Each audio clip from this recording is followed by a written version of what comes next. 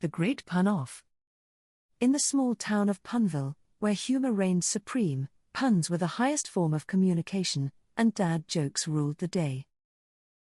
Every year, the town held its famous pun-off competition, a chance for the wittiest minds to showcase their wordplay skills. Marty, a pun-loving dad with an endless supply of quips, had his eyes set on winning this year's title.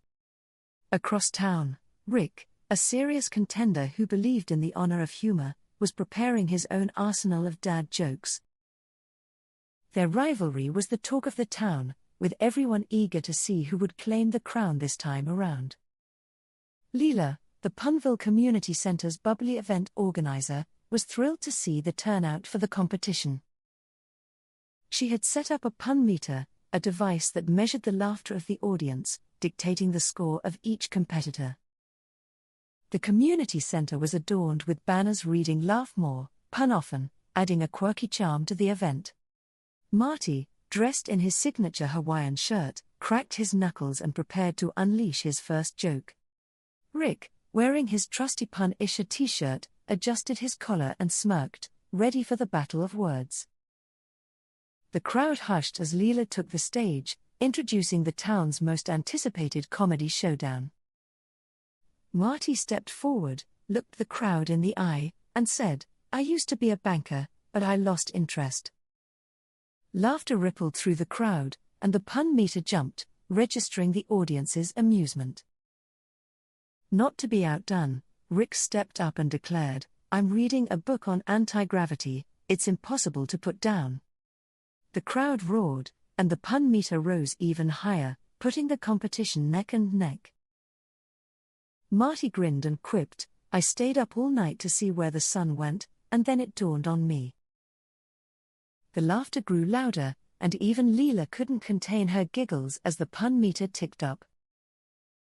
Rick countered swiftly with, "I told my wife she was drawing her eyebrows too high, she looked surprised." Chuckles echoed around the room, and the pun meter climbed to match Marty's score once again. The crowd was thoroughly entertained as each dad continued to deliver puns more ridiculous than the last. A local baker laughed so hard that he dropped his tray of croissants, which scattered across the floor.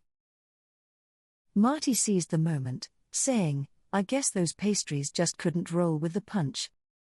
Rick's eyes gleamed, and he responded, "Seems like they had a crummy landing." The laughter was so loud that the pun meter nearly tipped over, much to Lila's delight. Even the quiet librarian in the back couldn't help but let out a chuckle as the dads exchanged puns. Marty, taking a deep breath, said, "I used to hate facial hair, but then it grew on me." The audience erupted, and Marty's score edged just ahead, bringing cheers from his supporters. Rick, determined not to lose, countered with, "I don't trust stairs, they're always up to something." More laughter ensued, and the pun meter wavered, marking the two as neck and neck once more.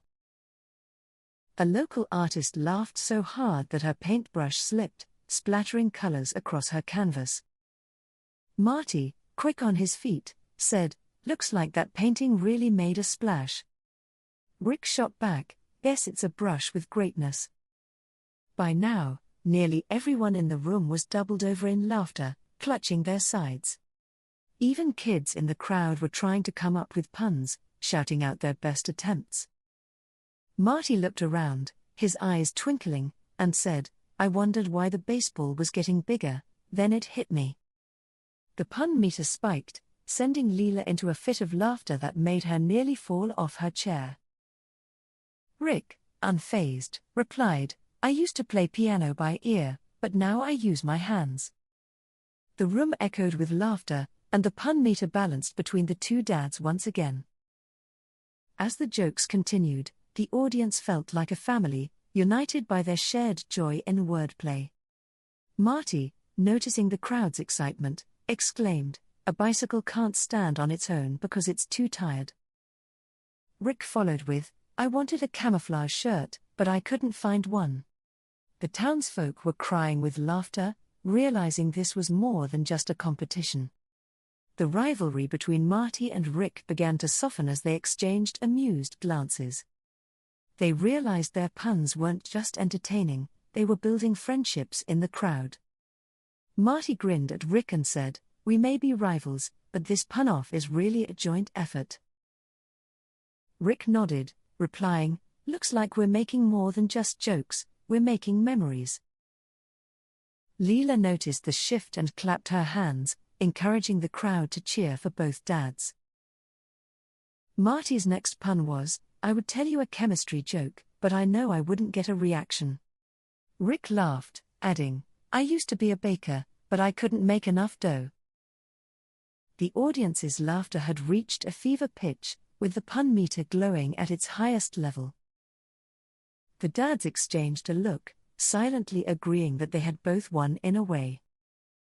With a handshake and a smile, they turned to the audience, acknowledging the shared laughter. Leela took the stage, announcing the first ever tie in Punville's pun-off history. Cheers filled the room as Marty and Rick waved, united in their love of laughter.